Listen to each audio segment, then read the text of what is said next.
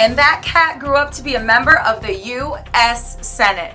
Well, ladies and gentlemen, once again, thank you for tuning in. It's been a real one over here at SFJ Channel 6. Wait a second. We're getting a breaking news bulletin that right now in Hollywood, police are involved in a high-speed chase with a white Ford Bronco. This sounds too familiar. We're gonna go to our reporter who's live on the scene. Lee? Live in Hollywood, Florida, we're witnessing a high-speed chase of not a white Bronco.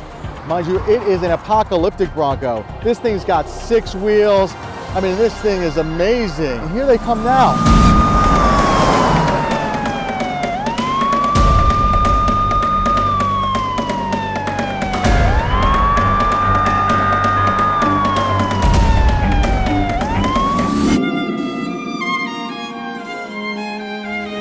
Bravo 5, I'm following some kind of 6-wheeled Bronco. It's going eastbound towards the beach.